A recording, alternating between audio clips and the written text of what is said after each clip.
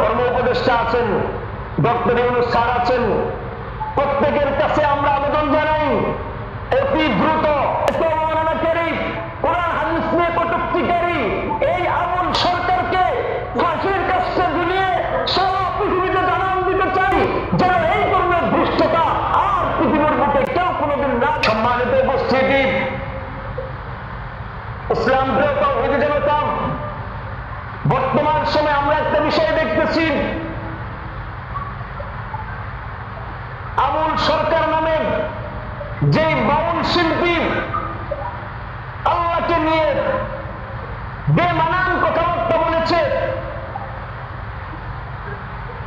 এটার বিরুদ্ধে প্রতিবাদ করা সমস্ত ইসলাম প্রিয় তাওহীদি জনতার দায়িত্ব এবং কর্তব্য। যে ব্যক্তি দাবি করবে আমি আল্লাহকে মানি, যে ব্যক্তি দাবি করবে আমি রাসূলকে মানি, যে ব্যক্তি দাবি করবে আমি জান্নাত বিশ্বাস করি, যে ব্যক্তি দাবি করবে আমি জাহান্নাম বিশ্বাস করি, যে ব্যক্তি দাবি করবে আমার পরকালীন জীবনে হিসাব দিতে হবে, সে কখনো এই আমল আর বাউল এই শিল্পী যারা আল্লাহ আল্লাহ রাসূলকে অবমাননা করে এদের কথা কোনোদিন মানতে পারে না। সম্মানিত উপস্থিতি, আজকে আমরা দেখতেছি নাউযুবিল্লাহি মিন যালিক, এই শব্দগুলো উচ্চারণ করতেও কেমন লাগে, তবে আপনাদের বুঝার জন্য বলতে হয়। আমরা অনেকে মোবাইলে দেখেছি, অনেকে দেখি নাই। আবুল সরকার বাউল শিল্পী, সে বলতেছে নাউযুবিল্লাহ নাউযুবিল্লাহ, আল্লাহ নাকি নানান ধরনের কথা বলে। সে বলতেছে এক মুখ দিয়া কয় কথা বলে, এক মুখ দিয়া মানুষ এত কথা কেমনে বলে। সে আল্লাহকে বলতেছে এক মুখ দিয়ে কত কথা বলে। সে বলতেছে আল্লাহ এক জায়গায় বলেছেন আমার প্রথম সৃষ্টি কলম, আর এক জায়গায় বলেছেন প্রথম সৃষ্টি রূপ। সে বলতেছে প্রথম সৃষ্টি এতগুলো হয় কেন? সে কোরআন হাদিস পড়ে নাই, সে এটা বুঝে নাই, এজন্য সে কোরআন হাদিস না পড়ে আল্লাহর নামে অবব্যাখ্যা করছে।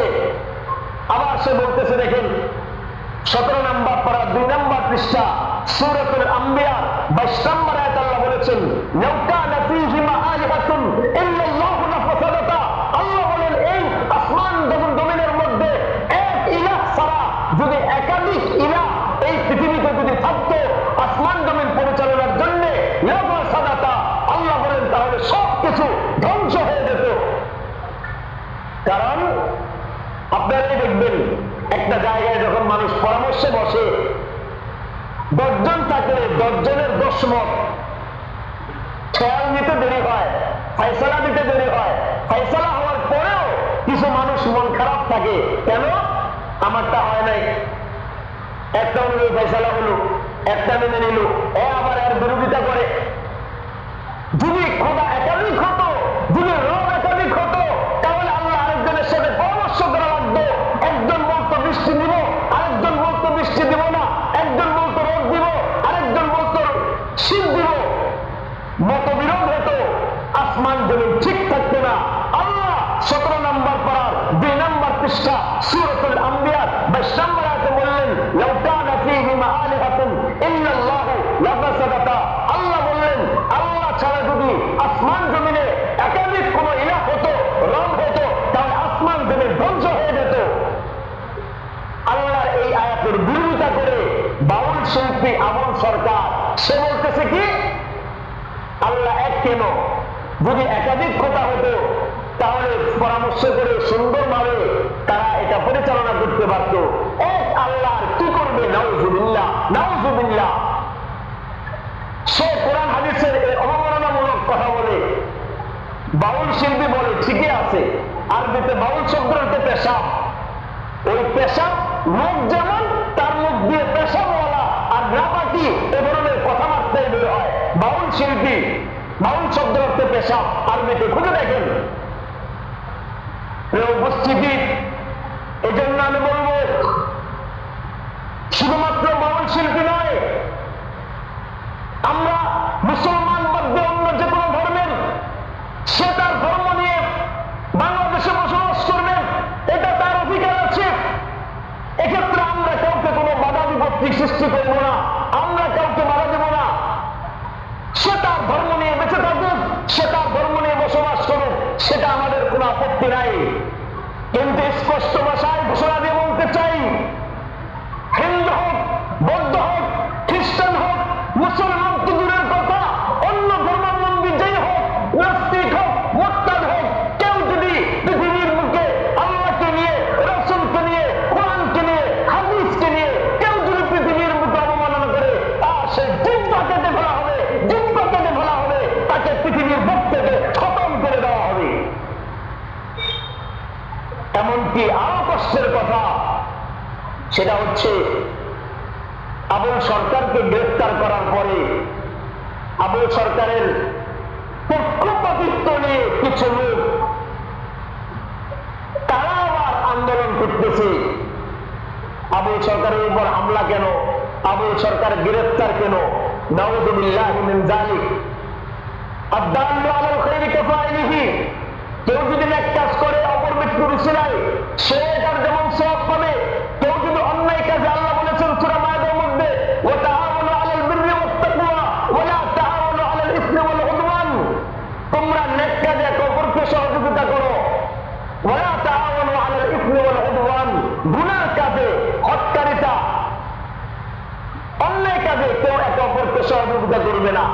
আমি বলতে চাই, যারা এই আবুল সরকারের পক্ষ হয়ে মানববন্ধন করে, যারা আবুল সরকারের পক্ষ হয়ে বলে তার উপর হামলা কেন, আমরা বলতে চাই তারাও মুসলমান নামধারী, ইসলামের নামধারী, তারাও সেই আবুল সরকারের মতো কাফের ভোক্তাদের সিরিয়ালের মধ্যে গণ্য হবে। প্রিয় উপস্থিতি, এজন্য আমি স্পষ্ট ভাষায় বলতে চাই, সমস্ত দল বলেন, ব্যক্তি বলেন, সমস্ত দলের উপরে আমার আল্লাহ রসুল, সমস্ত ব্যক্তিত্বের উপরে আমার আল্লাহ রসুল, সমস্ত মানুষের উপরে আমার আল্লাহ রসুল। অতএব আমরা আল্লাহ আল্লাহ রসুলের মান সম্মান রক্ষা করতে গিয়ে, আমরা কোরআন হাদিস রক্ষা করতে গিয়ে যে কোনো দল, চাই সেটা বিএনপি হোক, চাই সেটা আওয়ামী লীগ হোক, চাই সেটা জামাত শিবির হোক, চাই সেটা এনসিপি হোক, চাই সেটা জমিয়ত হোক, চাই সেটা খেলাফত হোক, চাই সেটা ইসলামী আন্দোলন হোক, এমনকি হেফাজতে ইসলাম হোক, যেটাই হোক না কেন, কেউ যদি আল্লাহকে নিয়ে, কেউ যদি কোরআন সুন্নাহকে নিয়ে, কেউ যদি আমার নবীর ইজ্জত নিয়ে অবমাননা করে, তাহলে চুল পরিমাণও সেক্ষেত্রে তাকে ছাড় দেওয়া হবে না। কারণ আল্লাহ আল্লাহ রসুল দলের ঊর্ধ্বে, আল্লাহ আল্লাহ রসুল ব্যক্তিত্বের ঊর্ধ্বে, কোরআন সুন্নাহ আমাদের সকল কিছুর ঊর্ধ্বে। এজন্য আল্লাহ তাআলা আমাদেরকে এই বাউল শিল্পী মার্কা যারা আছে, এদের বিরুদ্ধে যতদিন হায়াত থাকে, শরীরের রক্ত থাকা পর্যন্ত কঠোর পদক্ষেপ নিয়ে আল্লাহ তাআলা আমাদেরকে বাঁচার তৌফিক দান করেন। আমরা আমার আল্লাহকে অবমাননাকারী, কোরআন হাদিস নিয়ে কটূক্তিকারী এই আবুল সরকারকে ফাঁসির কাস্টে ঝুলিয়ে সারা পৃথিবীতে জানান দিতে চাই, যেন এই ধরনের ধৃষ্টতা আর পৃথিবীর বুকে কেউ কোনোদিন না দিতে পারে। আমরা সরকারের কাছে আবদার জানাই, প্রধান উপদেষ্টার কাছে আমরা এই আবেদন জানাই, আমরা যেন অচিরেই এ ধরনের শাস্তি দেখতে পাই। এজন্য আমি সকল প্রশাসনিক যত ধরনের পদক্ষেপ আছে সেগুলো গ্রহণ করে অতি দ্রুত আমরা চাই এই বাউল শিল্পী আবুল সরকার যারা আছে, এই মার্কা লোকগুলিকে ফাঁসির কাস্টে ঝুলিয়ে সারা পৃথিবীতে মানুষকে জানিয়ে